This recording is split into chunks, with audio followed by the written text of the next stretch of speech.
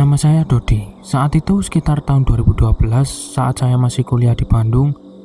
Asal saya dari Makassar, jadi saya merantau ke Bandung untuk kuliah. Kebetulan kampus saya menyediakan asrama bagi kami para mahasiswa yang berasal dari luar Pulau Jawa. Asrama yang letaknya tidak begitu jauh dari kampus, hanya berjarak sekitar 15 menit jika berjalan kaki. Asrama yang cukup luas, terdiri dari 3 lantai. Setiap lantainya ada sekitar 15 kamar, dan setiap kamarnya bisa diisi oleh 4 orang. Saya sekamar dengan 2 orang senior saya, yaitu Bang Egi dari Bangka dan Bang Sopian dari Padang, serta 1 orang teman seangkatanku tapi beda kelas bernama Yuda, asal Palembang. Bangunan asrama ini terlihat sudah lama sekali, sedikit tidak terawat karena warna cat temboknya yang sudah sangat lusuh dan kusam.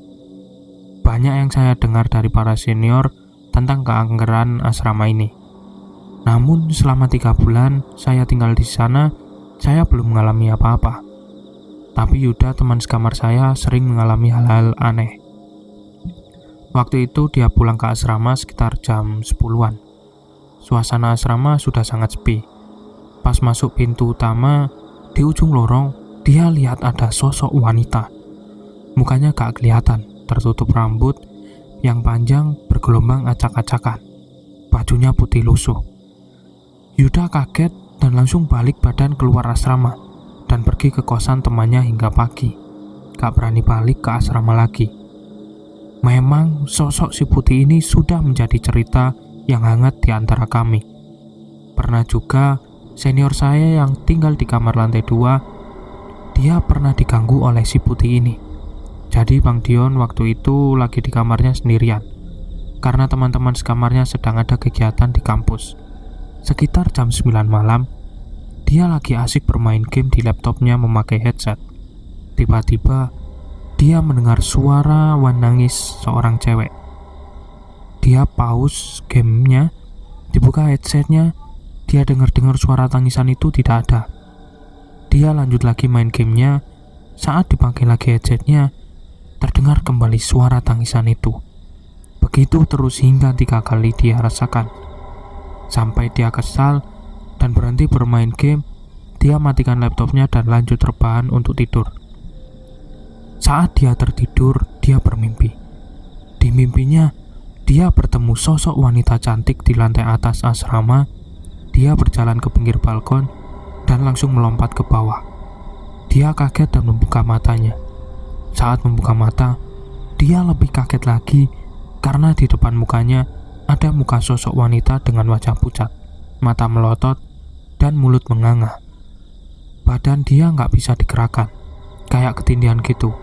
Sampai dia pun pingsan dan terbangun besok paginya. Sosok putih ini sudah terkenal jahil. Banyak para mahasiswa yang diusilin sama dia. Saya juga pernah. Sore itu, saya sedang rebahan di kamar sambil main HP. Lama-lama saya mengantuk dan ketiduran. Saat itu, ada Bang Egi di kamar. Saya terbangun sekitar jam 8 malam. Saya nggak melihat Bang Egi di kamar. 2 rekan sekamar saya yang lain juga belum pulang. Sayup-sayup terdengar suara pimpong dari luar kamar. Mungkin itu anak-anak lagi main tenis meja. Saya berjalan keluar kamar, berniat ikut gabung main juga.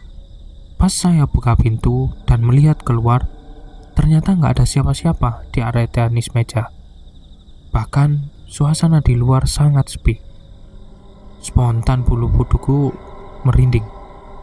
Saya buru-buru masuk kembali ke kamar. Asrama ini kamar mandinya berada di luar kamar. Ada 5 kamar mandi berderet di setiap lantainya. Nah, ada banyak cerita horor juga di kamar mandi ini. Salah satunya dialami oleh saya sendiri. Waktu itu saya pulang futsal di kampus sekitar jam 9 malam. Sesampainya di asrama, saya langsung mandi di kamar mandi paling kanan. Sekilas saya lihat di kamar mandi lainnya terlihat kosong karena pintunya terbuka dan sepi. Saat sedang mandi, saya mendengar ada suara air di sebelah, seperti orang sedang mandi. Ada temen nih, pikirku. Selesai mandi, saya menengok ke sebelah, posisi pintunya terbuka sedikit. Ku ketuk pintunya, berniat ingin tahu siapa di dalam. Nggak ada jawaban. Ku buka pintunya, ternyata nggak ada siapa-siapa. Bahkan kondisi lantainya kering, tak basah seperti habis ada yang mandi. Seketika saya merinding dan terdengar suara "Shh, shh, shh" dari atas pintu kamar mandi.